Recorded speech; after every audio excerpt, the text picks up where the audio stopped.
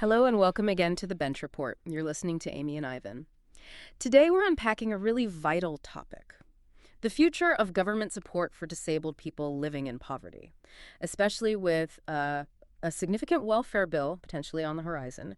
The current situation, well, it really demands our attention. We're talking about a huge number, something like 700,000 families across the country with at least one disabled member already trapped in poverty. And, the picture at our food banks is even starker. About 75% of people needing help are either disabled themselves or live in a household with someone who is. It's clearly an urgent crisis. It really is. It highlights the immense pressure these households are under. Data from the Department for Work and Pensions shows I think it's 4.7 million people in disabled households are dealing with food insecurity. And what's crucial to grasp here isn't just sort of a lack of income. It's the unavoidable extra costs that come with living with a disability. Estimates suggest disabled households need, well, over £1,000 more per month compared to non-disabled ones, just to achieve the same basic standard of living. £1,000 more a month? Yes, and that's not for luxuries. It covers essentials. Yeah. Things like specialized equipment, maybe accessible transport, or higher heating bills for certain conditions, vital care support that isn't covered elsewhere. These are the day-to-day financial realities of getting by in a world often not built with accessibility in mind. That certainly puts the financial burden into sharp focus. And against this backdrop, the government is proposing changes to the benefits system, changes that many expect will be the deepest cuts to disability benefits we've seen since 2010. Could you maybe walk us through the specific adjustments being talked about, particularly around personal independence payment, PIP, eligibility? What might that actually mean for people? Absolutely. The main proposal involves tightening the eligibility criteria for personal independence payment. Specifically, it targets the daily living element. Now, this is the part of PIP meant to help with everyday tasks: washing, dressing, preparing food, getting around inside the home. Under these proposed changes, estimates suggest around 800,000 people could lose this critical support.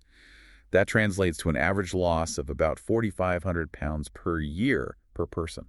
Wow, £4,500 a year. Just imagine the immediate hit of losing that essential help for daily life. That's a huge financial blow for individuals, isn't it? What about the wider knock-on effects? For carers, perhaps, or for public services generally? The effects definitely ripple outwards. If those 800,000 people lose their PIP daily living component, it's projected that around 150,000 unpaid carers could consequently lose their carers' allowance as well. For some households, that could mean a combined loss nearing £10,000 a year. It's devastating. 10,000. Which obviously raises a very serious question. What happens when hundreds of thousands of people, and that includes many children, are potentially pushed even deeper into poverty? Plus, there are real concerns that stripping away this financial safety net won't actually save money overall. Some argue it could just shift costs onto other public services. How so? Well, you might see increased demand on the NHS, perhaps for mental health support or emergency care due to worsening conditions or stress. Or a greater burden on local authorities for social care, housing support, effectively canceling out any intended savings. So the potential for this domino effect seems quite clear. Let's try and understand the government's perspective now. What's their reasoning behind these proposed reforms, especially given these concerning projections? Well, the government position acknowledges that the Social Security system needs reform. Their argument really centers on the idea that current costs are becoming, in their view, unsustainable. They often point to projections showing the PIP budget alone rising significantly, maybe to $35 billion annually. From their viewpoint, a key strategy for lifting disabled people out of poverty is through work.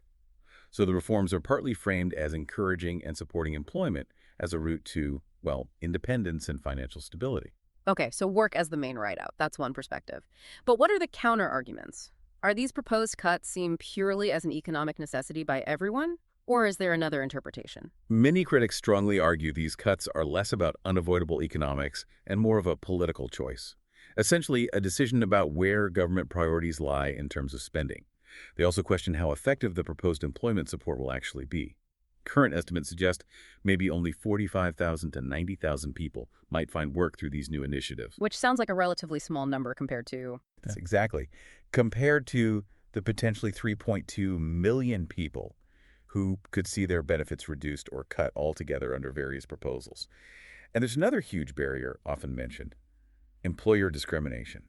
Even with support programs, many disabled individuals face systemic hurdles in the job market itself, making work a very challenging, sometimes impossible option for a lot of people affected by these changes. So we end up with this fundamental tension, don't we? On one side, the government's push for what it sees as a sustainable benefit system, and on the other, the very real prospect of widespread financial hardship and serious social consequences for some of the most vulnerable people in society. It's a complex balance with incredibly high personal stakes. Mm. Given the complex and deeply personal impacts of these proposed changes, what does it truly mean to create a social security system that supports dignity and opportunity for all? As always, find us on social media at Bench Report UK. Get in touch with any topic important to you. Remember, politics is everyone's business. Take care.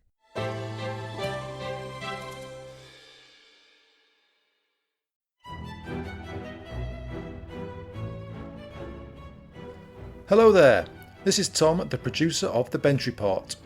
Listener suggestions are vital to my mission of making politics more accessible and accountable. So, if you have an issue that's really important to you, personally or professionally, and want to know what those in power are doing about it, please get in touch via email or via our socials at Bench Report UK. I'll grab another coffee and start scanning those parliamentary archives.